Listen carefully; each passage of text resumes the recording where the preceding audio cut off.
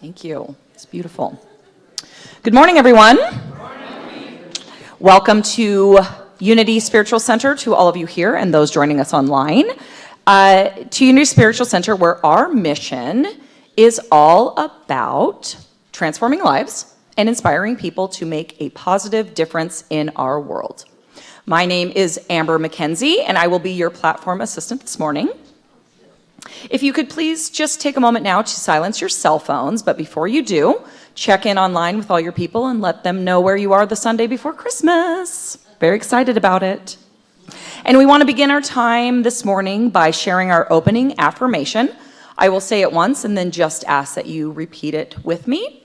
There's only one presence and one power active in my life and in the universe, God the Good. Together, there is only one presence and one power active in my life and in the universe, God the Good. This is Unity's foundation principle. One power, one presence, one life living through and as each and every one of us. This morning, we will hear from Reverend Dr. Jane, who will share her message, A Star of Hope. And today's meditation will be led by Reverend Dr. Gary. We are being blessed musically this morning by Dawn and Winifred Daisley and Brian Wright, which is very exciting. So let's now stand and sing our community song. How's that? Start me out. You will be harking the herald angels singing. Here we are. Hark the herald angels sing.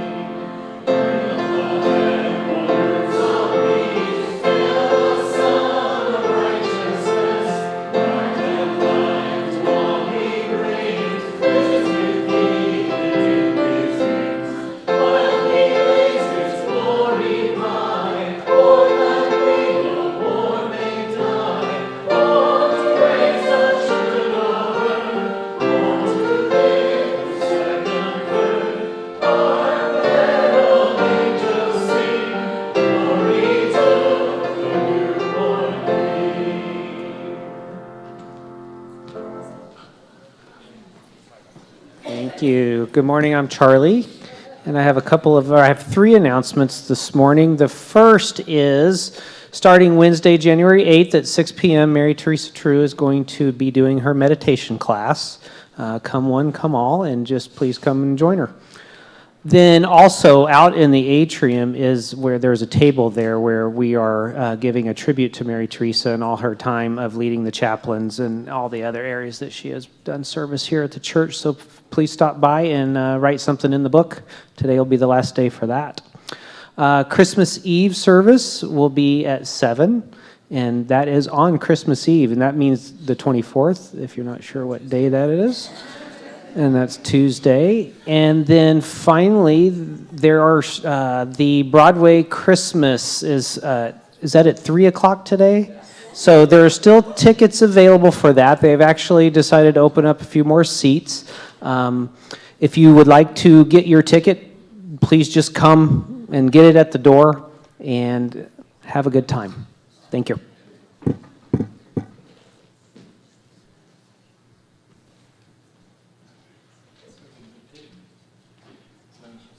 I'm in the meditation mood.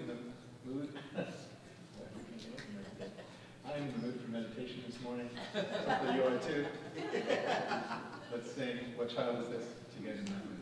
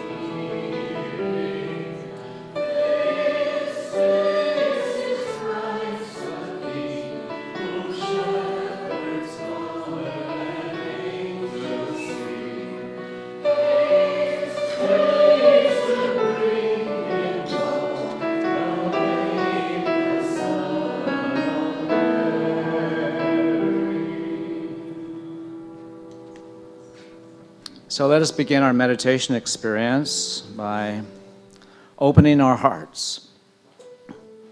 So I invite you to bring into your mind's eye someone or something that you deeply appreciate. It could be a beloved grandchild, fond memory, a life partner. Let us each bring into our hearts now this felt sense of being blessed,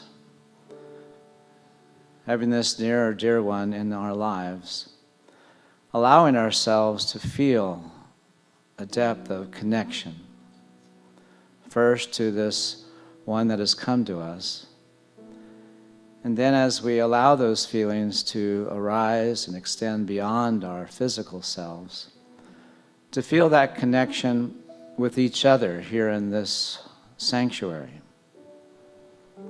And so just feel your connection to the person next to you, behind you, beside you, in front of you. So that together we create this heart-centered field of coherence, of love, of gratitude, thanksgiving. And it is into this field that we can pour ourselves, give unto ourselves, release ourselves. For it is this field of caring and gratitude and love that fills us with the awareness that with God all things are working together for good. And so as we simply rest in this awareness that we are connected, we're bound by love, that we're here together to bring forth what is possible, to bring into this world that which is sought to be born so many years ago. It is the reason for this season, that we recognize that within ourselves is this presence, this spirit, this essence, the Christ. And it lives in us as the little boy or little girl. Each of us carries within us this longing for peace, for connection, for care, for forgiveness, for reconciliation, for comfort. And so for all the ways in which our humanity and our spiritual essence brings us into the recognition that we're here by the grace of God to be the ones unto our lives to make the difference. We are the reason for this season because of the little boy or little girl in each one of us seeks to live in love and to be the one. And so let us take these reasons for why we are here in this awareness of our oneness, of our connection, of our love, and the activity of spirit that seeks to fulfill itself through each one of our lives. Let us take this truth now into the silence. Into the silence.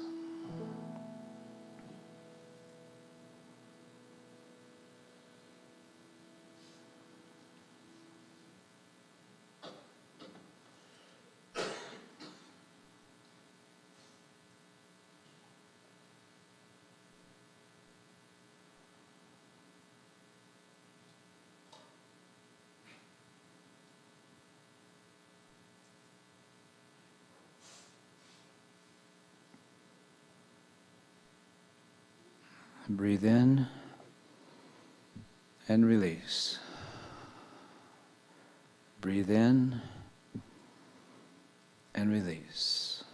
Blessed Spirit, we release ourselves into your care and keeping in the recognition that we are here as a part of this grand activity of spirit that is seeking to bring into this world right now the light of love, peace, hope, and truth. And for this, we are grateful.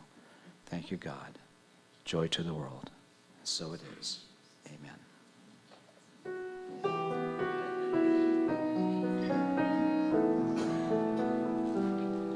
So bring him in.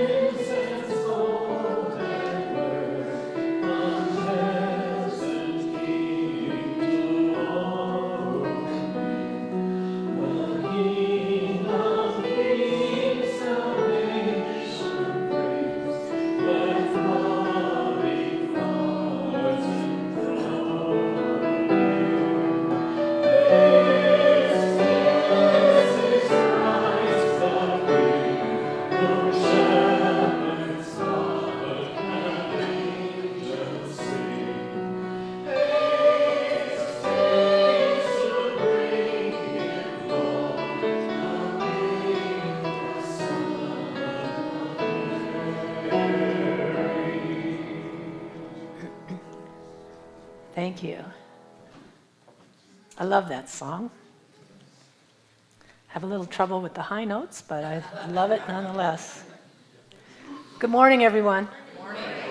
Here we are on our final Sunday of before Christmas, week 4 of Advent, and our theme this week is joy.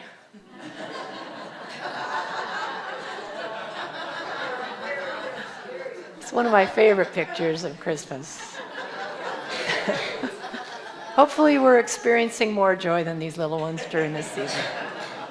And to help us get into that joyful Christmas spirit, let's take some time first for a little bit of Christmas movie trivia. Are you up for that? Yes.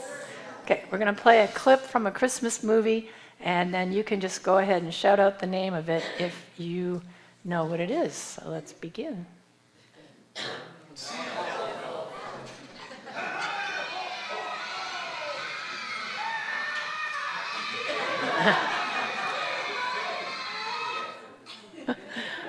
And that one is Elf. Story of Buddy from the North Pole who has grown up thinking he's a Christmas elf and discovers he's actually human, goes off to New York to find his family and have an adventure. All right, let's do the next one.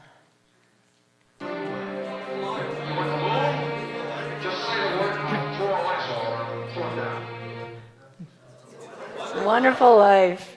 George Bailey discovers what life would have been like without him if he'd never been born. Okay, here's one of my favorites. Charlie Brown, you're the only person I know who can take a wonderful season like business and turn it into a problem. They knew she's right. One of the Charlie Brown in the world. You're the Charlie Brownest, yes. And that one is Charlie Brown's Christmas, where he learns about the real meaning of Christmas. And then the final one. Well, we won't beat about the bush, my friend. I must understand this sort of thing any longer. Which leaves me no alternative but to raise your salary.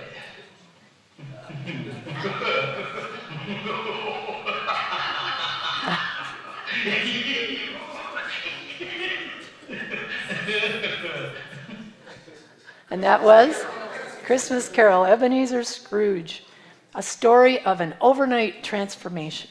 And of course, there are many other Christmas movies, including Hallmark movies. I watch Hallmark Christmas movies. I'm here to tell you. And for me, what they all have in common is this. It's a message of hope and transformation. Message of transformation and hope. My talk title is A Star of Hope, and that's what this season is all about. The possibility for change. The hope for something greater to come forth. The birth of something new in our lives. A deeper dimension of who we are coming forth through the transforming power within us. Earlier this month, we took a look at the Christmas story symbolically through the eyes of Mary and Joseph. And we explored the meaning of the divine marriage. What happens when we find harmony and balance between head and heart, which is what Joseph and Mary metaphysically represent. And from that alignment, that we can bring forth the birth of something new, something greater in our life. And I mentioned at that time how the virgin birth story of an avatar born around the winter solstice was found in many, many different traditions predating Christianity. And the other elements as well in the story of the birth of Jesus are also well known in other traditions. Moses and Abraham had bright stars shining when they were born. The births of Krishna, Buddha, the Greek god Apollo, all foretold by stars, some kind of celestial heralding with angelic beings coming to proclaim the news.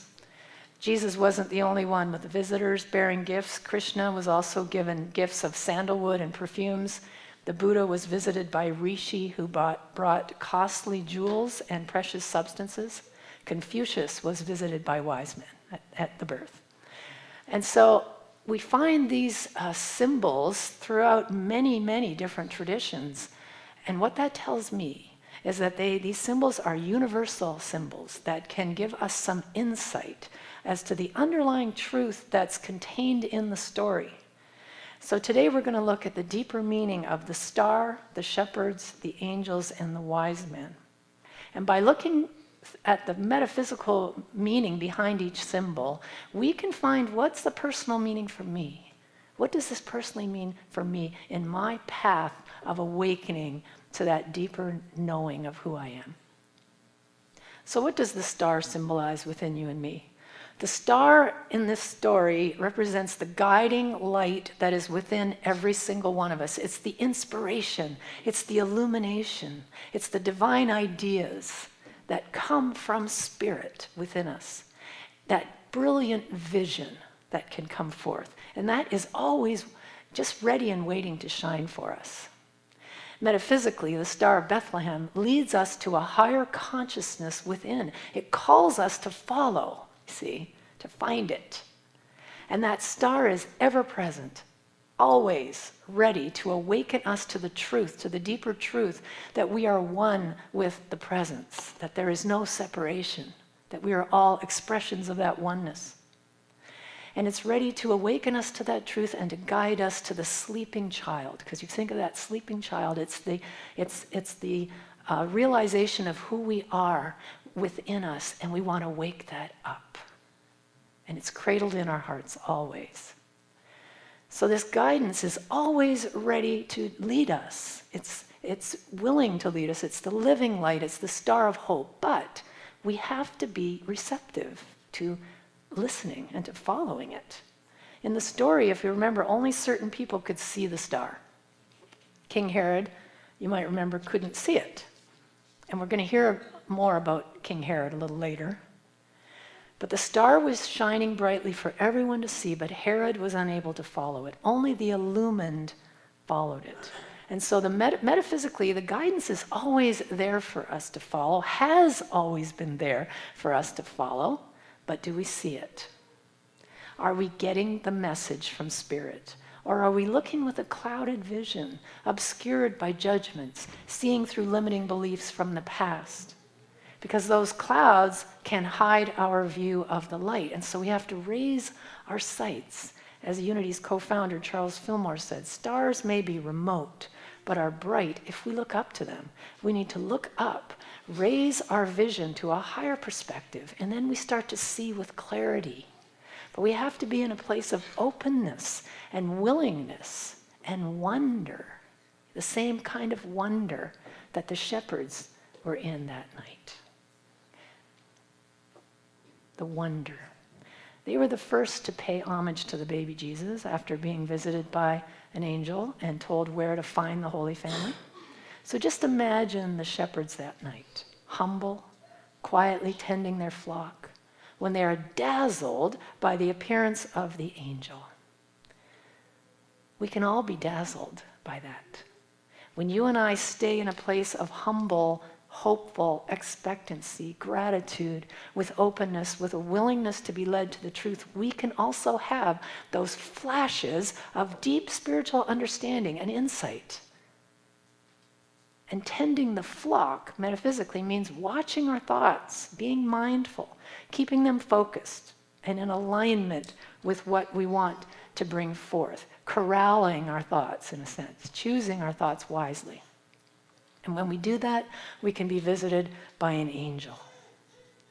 So angels are messengers of spirit, working inside every one of us right now, bringing forth good tidings of great joy, if we're humble and quiet enough to hear it. So let me ask you, are you tending your clock? Not your clock. You winding your clock. Are you tending your sheep, your flock? Are you spending time in the quiet every day listening for the messages from Spirit? Yes. Listening for the word from the angels. Because when we listen and look for angels, we start to find them. Why? Because they're everywhere present. They're all around us right now.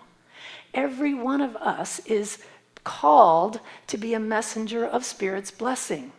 Do you know that about yourself? We all have angelic impulses, and when we follow them, we are being in service to humanity in a great way. By following those angelic inspirations, we can be led to the birth of something greater, and we can help to make the world a better place. And it's that feeling of joy that rises up with this angelic energy that we're talking about today. And that joy exists right now in every single one of us throughout the whole year. Maybe it gets activated during the holiday season, but the truth is, it is our deeper dimension of wholeness and beauty that is accessible to us every moment of our lives. And we awaken to that deeper dimension through the heart. Through the heart. Through our acts of kindness and love and giving. Following those angelic impulses to be the presence of love and compassion in the world. And doesn't the world need more of that? Are you up for it? You know, one of the reasons I love this time of year so much is because my mom, she was the biggest kid of all at Christmas. She radiated joy this time of year, and it was real joy. And she instilled it in me. So every December it kicks in for me automatically. And I always miss my mom so much this time of year. Especially when I'm doing decorating or something that we used to do together. I really feel it. So this time of year can be especially hard for those of us who may be separated from our loved ones, whether that's physical distance, whether they've passed on, or whether there's some kind of estrangement of some kind. It can be a tough time for us because it's all about connection. And so part of what we want to do is to make sure we are connecting with the deeper self.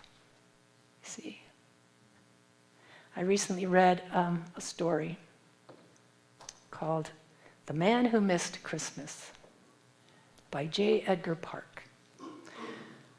This man, his name was George Mason in the story. He was in his office on Christmas Eve. He was the last person to leave the office. And he walked into the massive safe, the vault, to deposit some important papers, not realizing that the door was silently swinging shut behind him. And it slammed shut, and he was trapped. And there was no way to get out until someone came to open the safe the next morning. Now at first he panicked, he was very upset, but then he found a source of air that was blowing in from a fan, so he knew that he was in no physical danger. He would just have to sit it out and wait. And then it dawned on him, tomorrow was Christmas. No one would be in the office. And he began to wonder, this is fictional by the way, before we get all worried about George. He began to wonder who would miss him. And he realized no one would. He was unmarried, he lived alone. He'd been invited to spend Christmas with his brother's family, but children got on his nerves and they all expected gifts. So he told them he wasn't coming. He was invited to play music at a special Christmas gathering at a local nursing home, but he turned that down too. And he decided he just wanted to stay home and be alone. That was all he was going to do on Christmas Day.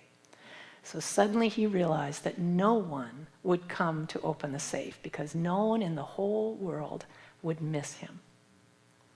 And so he spent those long hours over the holiday all alone in the office vault. And he saw that his life had to change. Well, the day after Christmas, the clerk came early, opened the safe, and then went about his business. And no one saw George stagger out and make a beeline to the restroom, I'm guessing. Then he took a cab for home, changed his clothes, shaved, returned, and no one said a word as he came back into the office. He had vanished over Christmas, and no one even knew it.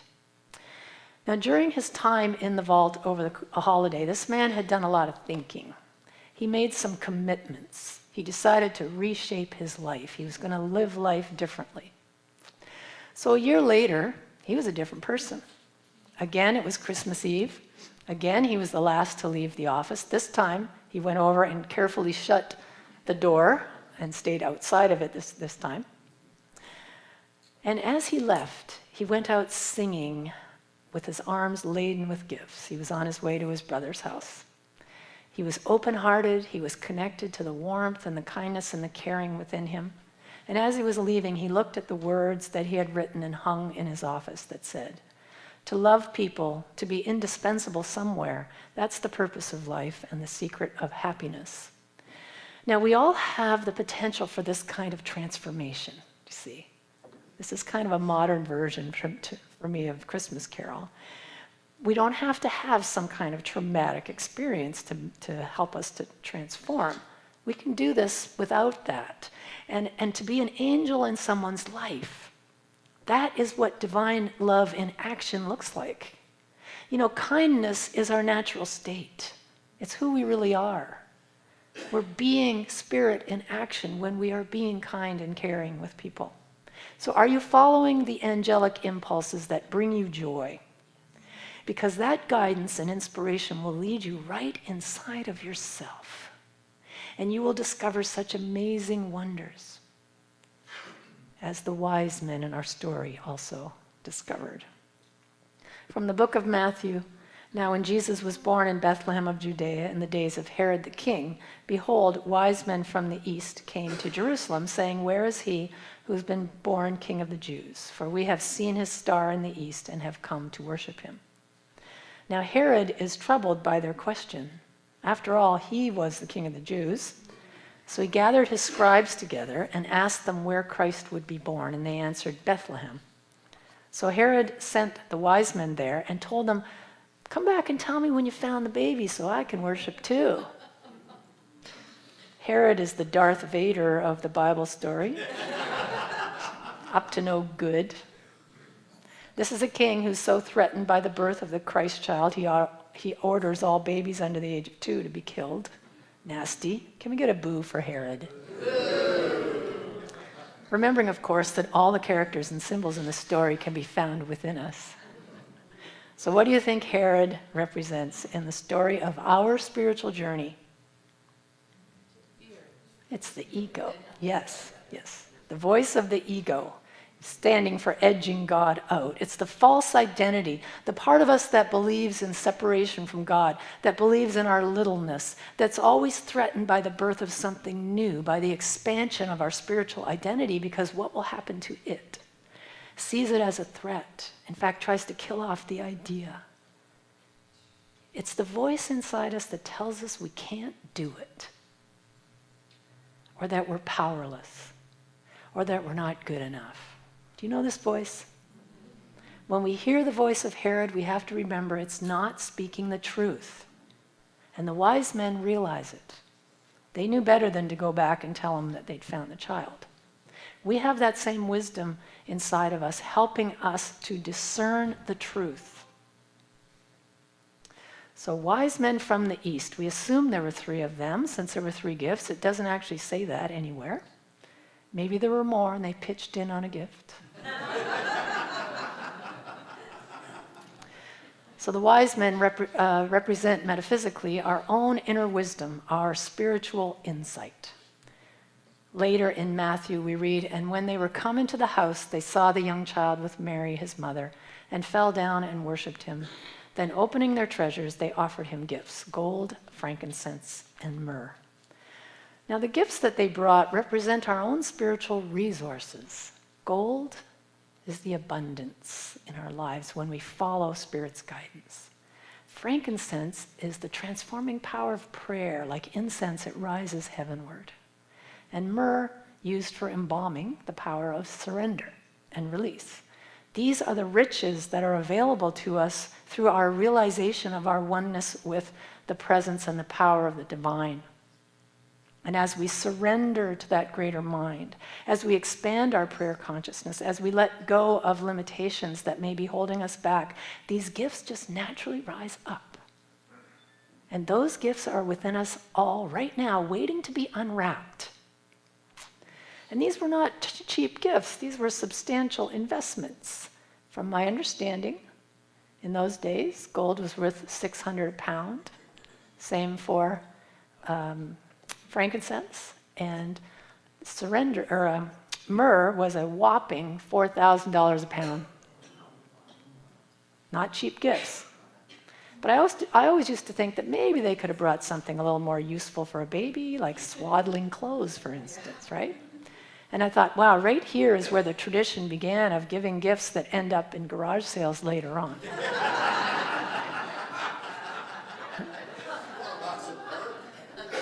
However, I recently read that myrrh is very good for diaper rash, so there you have it. Maybe they were more useful than I thought. So gift giving. You know, I read the true story about a kindly 90-year-old grandmother who found buying presents for her family and friends a bit much one Christmas. So she wrote out checks for all of them and to put in the Christmas cards. And then she wrote on the card, buy your own present, and sent them all off to everybody. After the Christmas festivities were over, she was clearing off her desk, and guess what she found? The checks that were supposed to accompany the cards. All her loved ones had received a Christmas card from her without checks saying, buy your own present.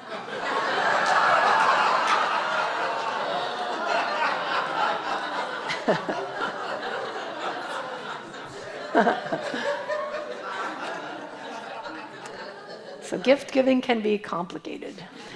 You know, weirdly, as I was writing this talk, I got a call from my granddaughter, Brianne, letting me know that my Christmas card to her had arrived, torn open, and a plastic bag around it with an apology from the post office, and nothing inside. So I spent a couple hours that morning on the phone canceling the check to her and reissuing it, and this story really hit home for me, and I was so glad I didn't just write on there, buy your own present.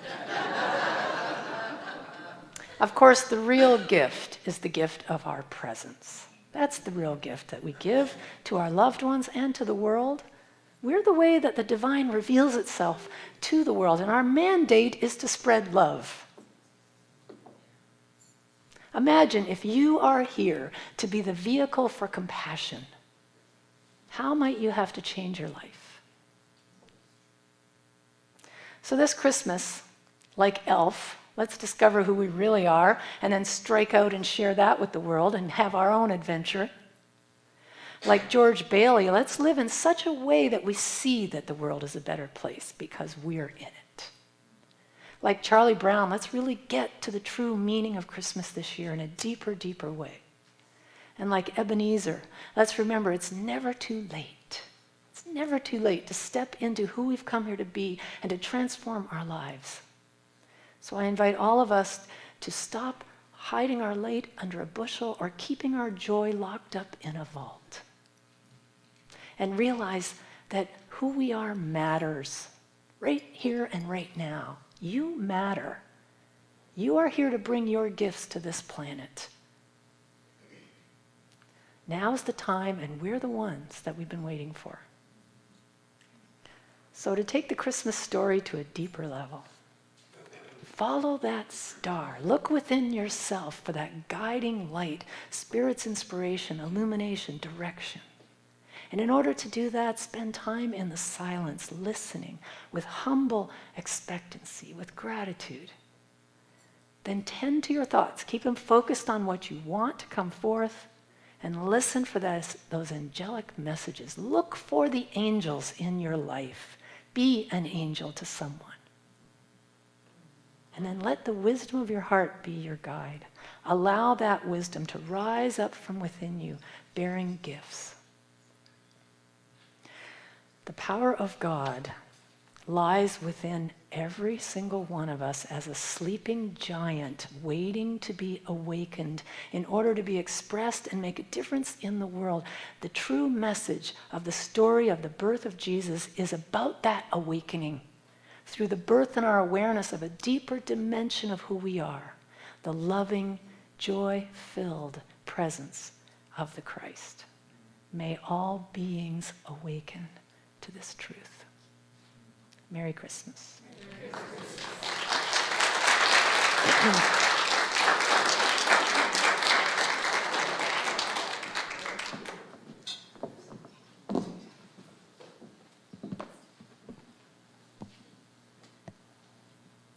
Thank you. I said this in the first service, but I'm reminded that I spent a majority of my life thinking that the light was out there, that the way was somewhere else. And so this is a beautiful reminder that it's within each and every one of us, and we have come here to be the one.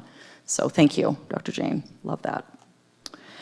Okay, unity stands for peace in the presence of conflict, for love in the presence of hatred, for forgiveness in the presence of injury. Unity honors the many names for God, the many paths to God, for we know that there is only one power, one presence, one life. So whoever you are and wherever you are on your journey of transformation, you are welcome here. We would especially like to welcome anyone who is here for the very first time. If this is your first time here and you feel comfortable raising your hand, please do, and our ushers will give you a gift packet. Is there anyone here for the first time? Yeah, a few of you. Great. Wonderful. So on the outside of that packet, there is a form that you can fill out to be added to our mailing list, which we will send you our weekly e-news update and our quarterly newsletter. If you are interested, please fill it in and drop it in the love offering bag as it comes around instead of giving a donation today. Also, after the service, you can take that packet to our barista stand and get a free beverage of your choice. And if you have any questions or you would like a name tag, please visit our information desk and speak to one of our welcome team members. We are very happy that you are here today, so thank you. We would also like to welcome our online viewers. Thank you for joining us this morning. And now it is time to welcome and greet each other with a handshake, a hug, a high five, a namaste, whatever works for you. But before we do that, let's begin with our welcome song. Let's go tell it all about.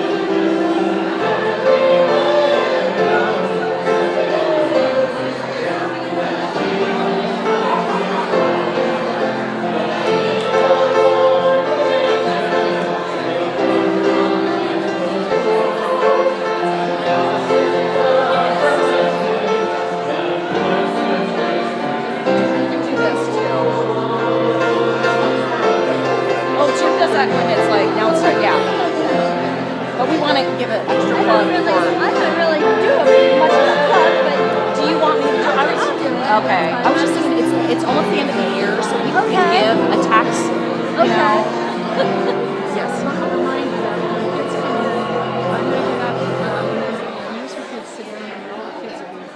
Okay. I'm going to say something, but then I'm going to say, No, go ahead. Oh, do you want me to do this? then I'm going to say, but first we're going to light the candles. Okay. We'll be first. Okay. Maybe you better do it because I've got to do the Okay, offering. perfect. Because I don't. No, you're good. All right. I love how social we are. I really do. I love it. But now it is time to celebrate abundance together as we share our tithes and love offerings. And I want to remind everyone that it's almost the end of the year.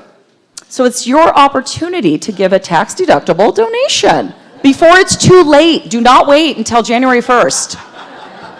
Okay, just keep that in mind.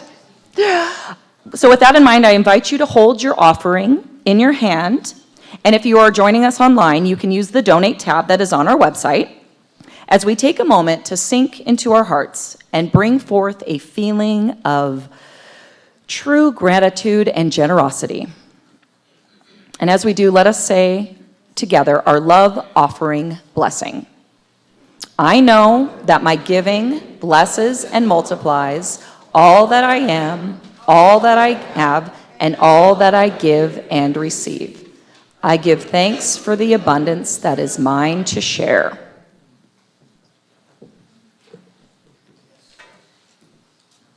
Going to borrow a song from the show this afternoon.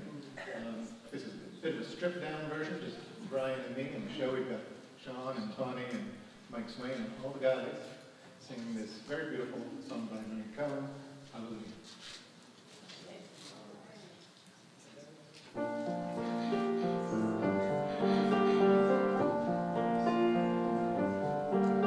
I've heard there was a secret chord that David laid, and it believes the Lord, but you don't really care for music, do ya? It goes like this: the fourth, the fifth, the minor fall, the major lift, the baffled king composing hallelujah, hallelujah, hallelujah, hallelujah, hallelujah.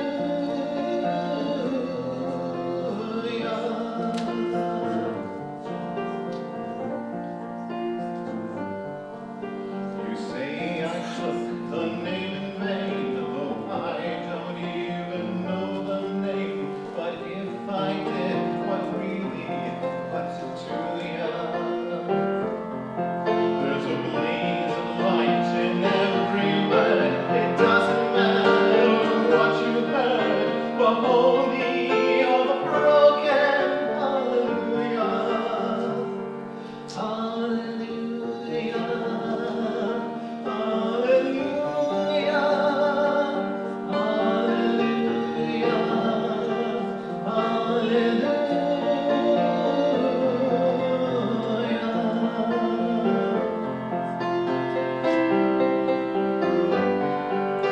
I did my best, it wasn't much. I couldn't feel, so I tried to touch. I told the truth, I didn't come to fool ya.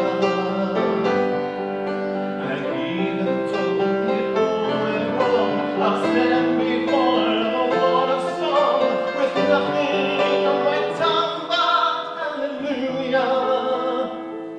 Hallelujah, hallelujah, hallelujah, hallelujah,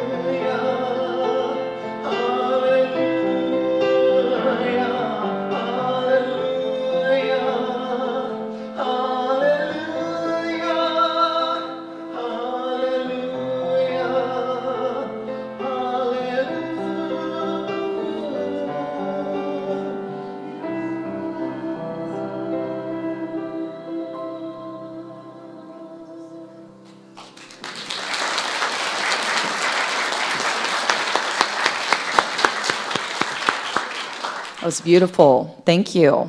And just a reminder, the concert is today at 3, and there's still tickets available. So please come and listen to that song again in the full rendition with everyone. So thank you. Okay. Let us give thanks for these gifts and for those who have given them as we send them forth to bless our world. And so it is. Thank you. And as we are giving thanks for the gifts we are receiving here at Unity Spiritual Center, we want to take time to thank those in service to our ministry. And so today we want to say a special thank you to our money stewards. What is a money steward, you ask? It is anyone who is responsible for the receiving of money and also depositing of money for our church that is how we keep this place going. And so if you have ever been a money steward, someone who has received, somebody who's counted money, would you please stand? There should be a lot of you. Yeah, look at this. All right. We are so appreciative. We are so appreciative to you and the prosperity that you help bring to our community. So thank you. It's wonderful. Okay. Let's see. Our chaplains today are Al and Karen. Yay! Karen's in the back. She'll be back later. Oh, Frida. Yes, and Frida's been holding the entire service in prayer, which one of our chaplains does every week. So if you have anything that is heavy on your heart or something that you would like to celebrate, you can pray with Al or Karen up here after the service, and they will hold it in prayer with you. They will be at the front of the sanctuary right after service today. So thank you both for your service, and we appreciate it very much. Another option is that you can fill out a prayer request form, which you will find in the seat pocket in front of you, and place that in the prayer boxes. There's one at the back of the sanctuary and then one in the foyer. Our prayer team will pray over that for 7 days, and then it will be sent on to Silent Unity, where it will be prayed over for 30 days. And then if you know of someone who's in the hospital or who has requested a visit from a chaplain, we also have the visitation request forms, so you can fill that out and also place it in the prayer box, and someone will get a hold of you. Okay, and now it's time to welcome our children in, and they've got a special little surprise for us this morning. Oh, yeah.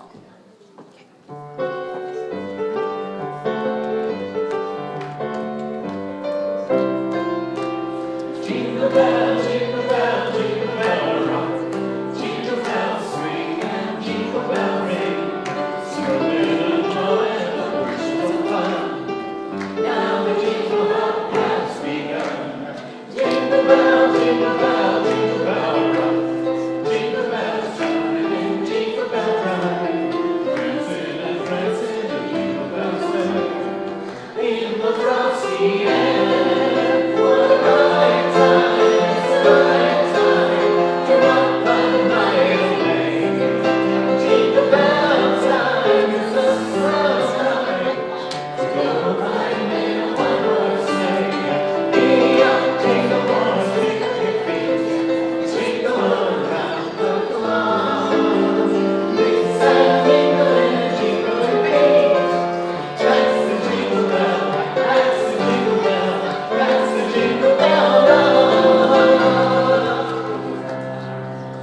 All right. Yes, we are very blessed. This morning, our youth ministry will be presenting a tableau of the Christmas story as a gift to our congregation. But before we do that, I'm going to invite our Advent candle lighters to come on down.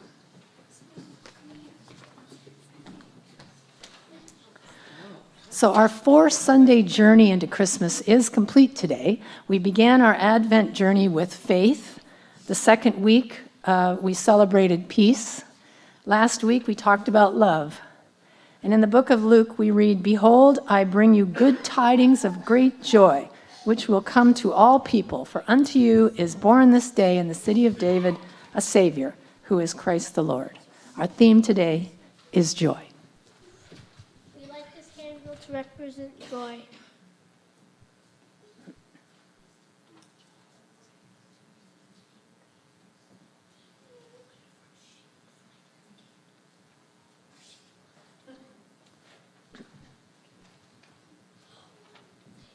I will speak the affirmation and then please repeat after me. The joy of the Lord is my strength. I am God's joy. The joy of the Lord is my strength. I am God's joy. So it is.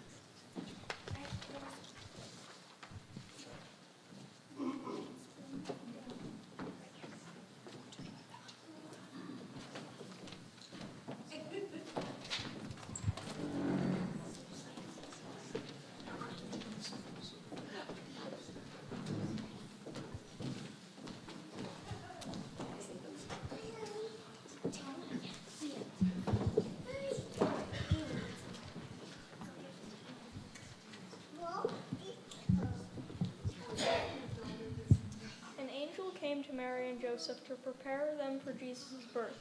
The angels are God's messengers. They show up as the voice for love within us.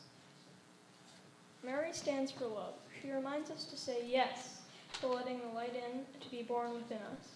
Joseph stands for understanding and willingness. He reminds us to listen to both our minds and our hearts. The innkeeper would stand for making room in our lives for love, even when we are tired and overwhelmed. The star represents God's light within each of us, and it guides us to our greatest good.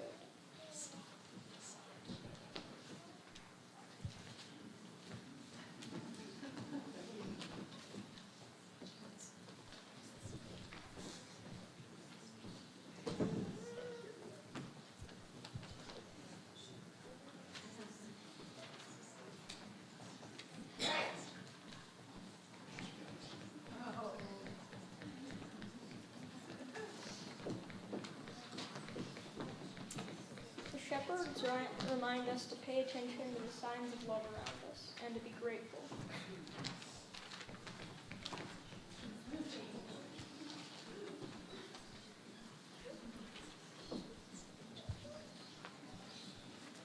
And the wise men remind us that we have gifts to share. When we share our gifts, we bring light and joy into the world.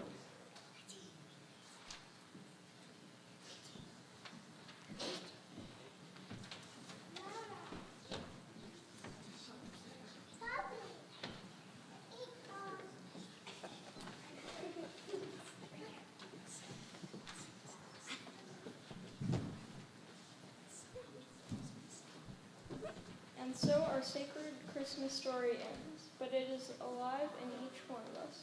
May we all create peace on earth. We will close with a song.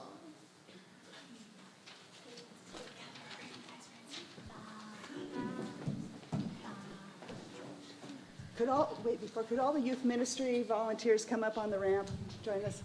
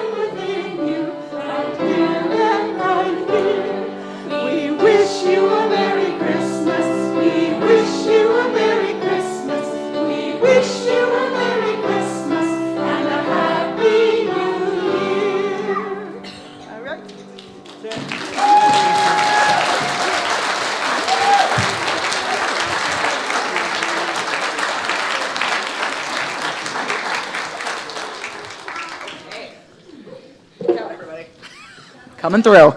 Okay. Wow, that was amazing, everybody. Good job.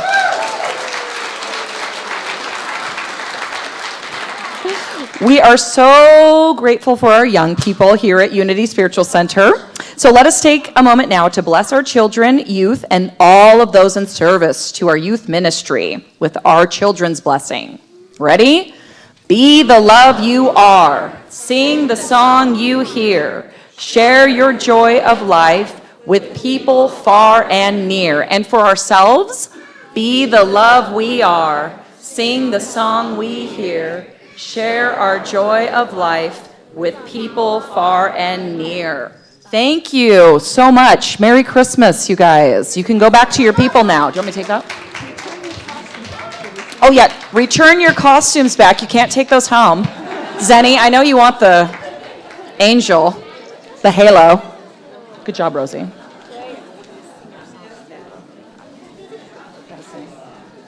Good job. Good job. Oh, hey, Rosie.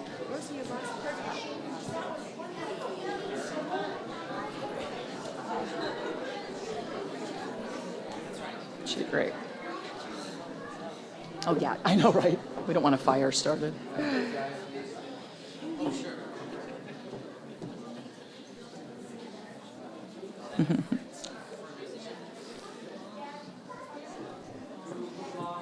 Okay. Oh,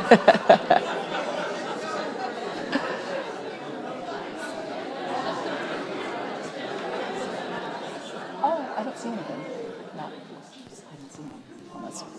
Okay, did everybody find their people? No. Okay, so now let us stand as you are able and join together for our closing prayer, followed by Joy to the World. The light of God surrounds us. I am the light of God. The love of God enfolds us. I am the love of God. The power of God protects us. I am the power of God. The presence of God watches over us. I am the presence of God. Wherever we are, God is, and all is well. And that's the truth.